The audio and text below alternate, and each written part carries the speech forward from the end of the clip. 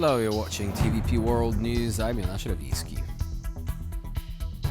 As Russian leader Vladimir Putin prepares for the Victory Day military parade on the 9th of May, all eyes are on his guest of honor, Chinese President Xi Jinping. Xi Jinping is set to arrive in Moscow later today for a 4-day state visit, where he will deepen ties with Putin and participate in commemorations marking 80 years since the Allied victory over Nazi Germany in World War II. Xi Jinping's attendance is perceived as a strong display of unity between the two leaders at a time when US diplomacy under President Donald Trump has shifted global alliances. In a pre-trip article published in Russian state media, Xi Jinping emphasized the need for the two countries to oppose hegemonism and safeguard their eternal friendship forged during World War II. Other foreign leaders, including Brazil's President Lula da Silva and Vietnamese leader To Lam, will also join the festivities. Xi's delegation will send honor guards from China's People's Liberation Army to march in the parade, which takes place amidst the ongoing conflict in Ukraine.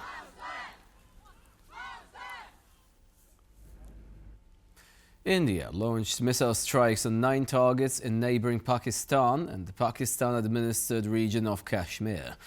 According to local officials, at least 8 people died in the attacks and more than 30 have been wounded.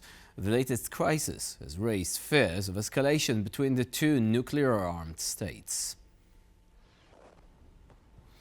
Officials in New Delhi said missiles struck the 9 sites in a, quote, focused, measured and non-escalatory manner. Reports of the strike were confirmed by the Pakistani authorities, who described it as, quote, cowardly attack. Officials in Islamabad added that the country will respond at the time and place of its choosing.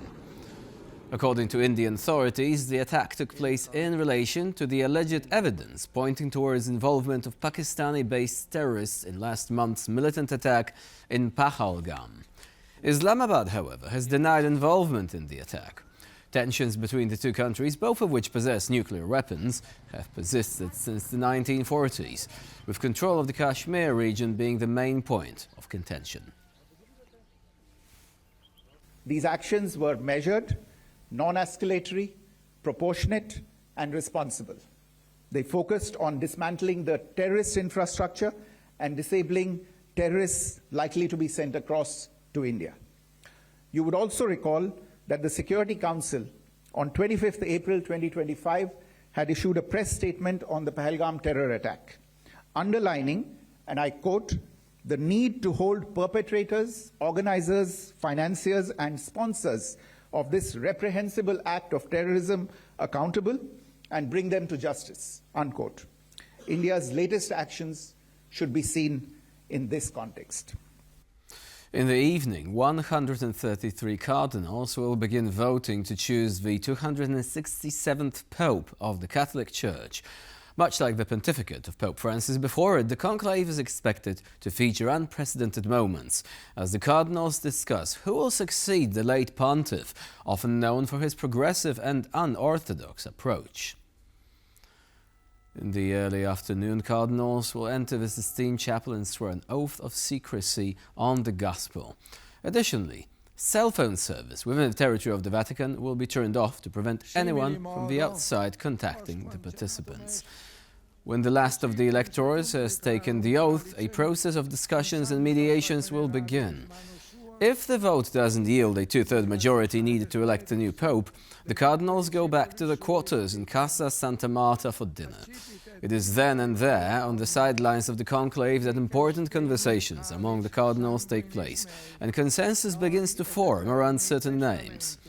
Although there is no way of knowing whether this will be a long or a short conclave, cardinals are aware that prolonging the proceedings could be seen as a sign of rifts and disagreements between the highest-ranking officials of the Catholic Church.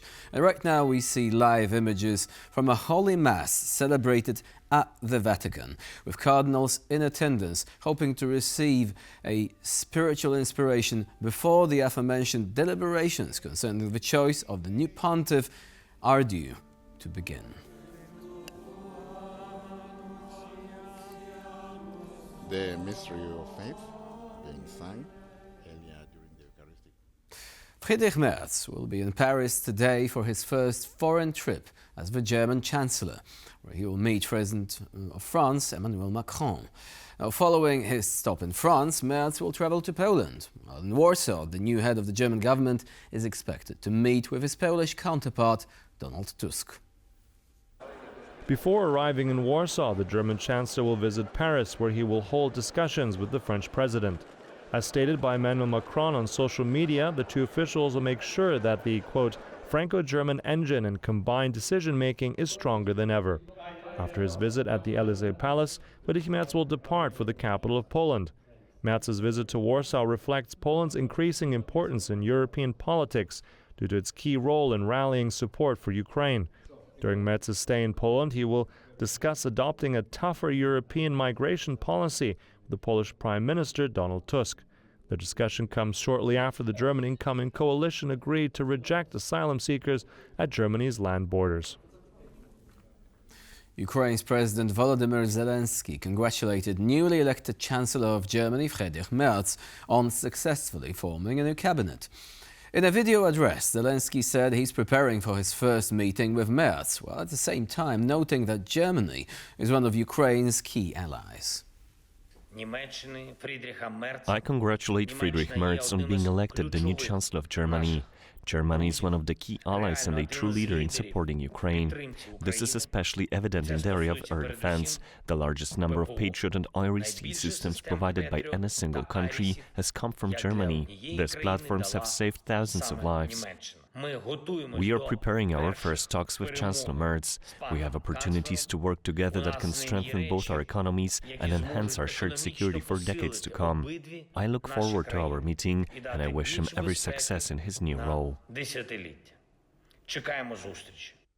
Meanwhile, Russia launched a missile and drone attack on the Ukrainian capital, killing 2 people and wounding 8 others.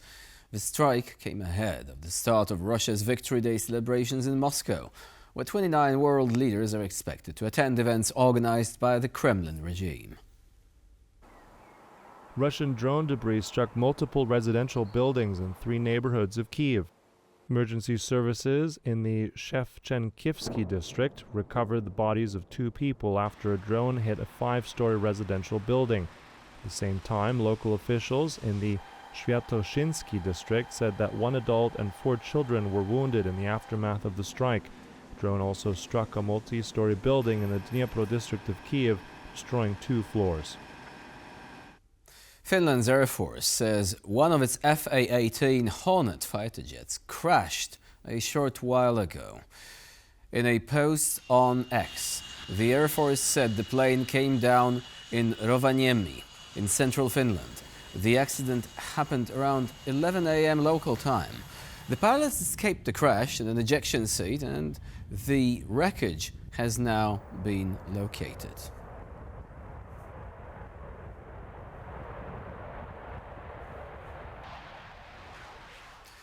An upcoming informal meeting of EU's foreign ministers will take place in Warsaw at a pivotal time for the war in Ukraine.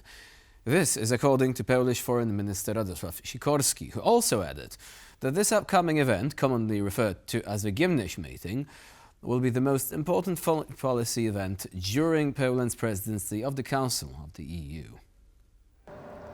The meeting, an informal affair with foreign ministers of all EU member states in attendance, will take place on May 7th and 8th in Warsaw. Top EU diplomat Kaja Kallas and UK Foreign Secretary David Lammy have also been invited to the meeting. The main topics expected to be discussed in Warsaw are the world security situation as well as the EU's cooperation with the US.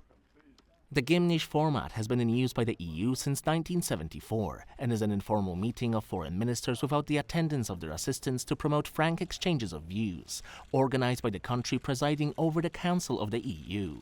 The meeting's main objective is to help form a unified foreign policy front, later to be adopted by the rest of the EU. The initial discussions on the 17th package of EU sanctions against Russia are beginning today. According to sources familiar with the matter, the Commission proposed, among others, adding over 100 vessels associated with Russia's shadow fleet to the sanctions list. Officials close to the discussions say that the proposed sanctions will include stricter export controls targeting advanced technologies and goods that can be used by the Russian military. Moreover, some 50 individuals and entities are expected to be sanctioned, including 5 in China. New restrictions will also target 31 companies accused of helping the Russian army evade sanctions, with 13 of them based outside the Russian Federation.